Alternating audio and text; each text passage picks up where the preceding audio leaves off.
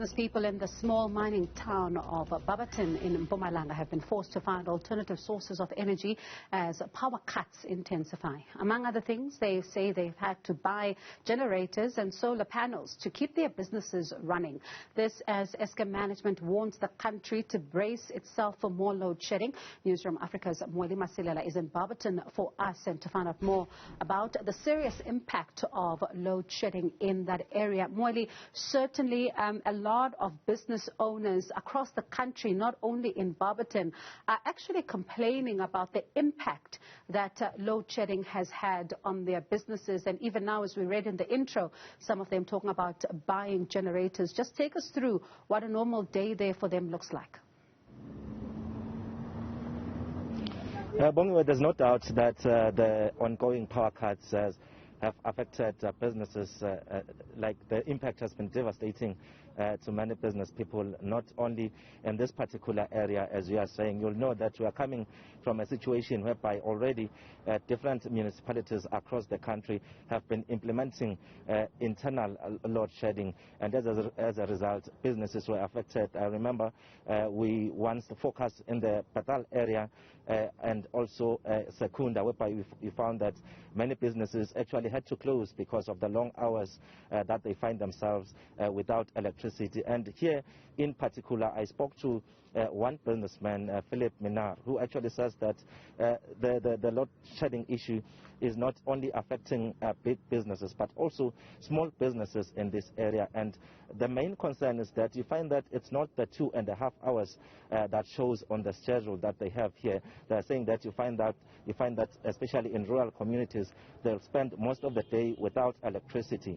And now many businesses, especially big businesses, have resorted to alternative sources of energy, which is maybe solar panels and generators. But Bongiwe, that comes at a huge cost, because you find that per household, if you want to have a generator or some solar panels in your household, you will have to spend about 200,000 rand. And many people in this particular area do not have that financial muscle to buy all those items that are needed to have power in their businesses. So those are some of the concerns, Bongiwe, and also to say that this issue of load shedding is also affecting the supply of water, and without water you find that there are problems in those businesses, Bongiwe. And Mweli, before I bring in Nasipi into this conversation, there's also, concerns around, the foot traffic that goes into these particular stores, because we are in a lockdown still, although some of the regulations have been relaxed. And I'm looking just behind you there. It looks like it may have been, somewhat of a store, and certainly looks deserted. Yes, Bongiwe. Actually, in this particular area, power was cut off at around 8 a.m. and they will be rotating the power cuts within the Barberton area until later this evening. So exactly that is why many people are complaining to say these power cuts are a huge inconvenience. And looking into this particular area, it has just been officially declared as a World Heritage Site, and we've got people who are owning lodges here, we've got people who are owning BNBs, and they're saying that we are coming from a very difficult period since the outbreak of the COVID-19 pandemic, and many of them were hoping that now that the country is more open compared to when the outbreak started, they were hoping that business will kick in now and start moving.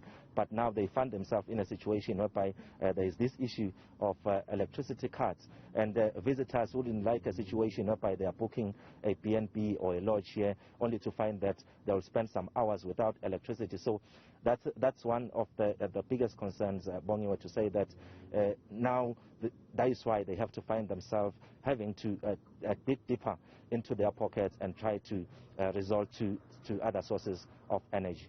Now, Mweli, don't go away. Just pause there for a moment. I'd like to bring in Nasipi into this particular conversation. Nasipi, the city of Cape Town is also doing its bit to try and assist residents from being affected severely by load shedding, and also some of those small businesses, in order for them to try and be able to, alleviate some kind of pressure on them as they battle, the load shedding issue. Talk to us about some of those that are being put there. I do understand that we do have some connection issues with Nasipi. We're trying to re-establish our connection with her in just a moment. Let's go back to Mweli.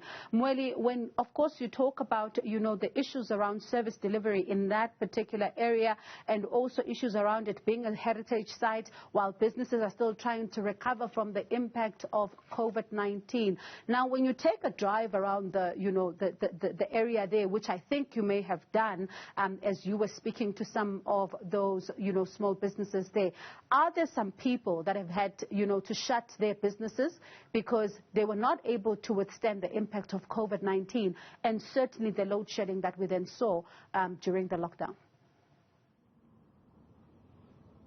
Well, Bongo, that's actually a question I posed to the leaders of the Chamber of Business here in this particular area. They are saying that the situation for now is not too bad to the extent that some businesses have to close, but the main issue now is the small businesses, the people you find that they survive by the side of the road, welding and also selling some stuff, the butcheries and stuff. So you find that they stock up, and at the end of the day, their stock is not in a good condition because of the lack of electricity. So those are the people who are mostly affected. But also looking into this particular area, we know that there's quite a number of gold mines that rely on Eskom, the power that they get from Eskom to keep the business running. That is why they've been making recently some applications to say that they need to be allowed to have their own power generation, the use of solar energy, the use of generators, and that is an issue that is being looked into. But as I said, Bongiwe, the main issue now, the main concern is the issue of small businesses. But on the side of the issue of water as well, access to clean drinking water, they are saying that the power cuts contribute to the lack of clean drinking water, because you find that water can't be pumped properly in different power stations. So that's one of the concerns. That is why you find that in this area where I went to, in the different streets, you find that people are saying that they've been without water for more than 3 days. So it's all those issues that Bongiwe, that end up that make people to end up protesting, like we've seen in Tabachwe municipality. People have been protesting for a number of days now, demanding the very same thing, to say that this power cuts issue must be looked into. The issue of the lack of clean drinking water must be looked into also, Bongi. I see that it's sweltering where you are, Mweli. You're even sweating, but I can tell you now, it's raining hard in Johannesburg.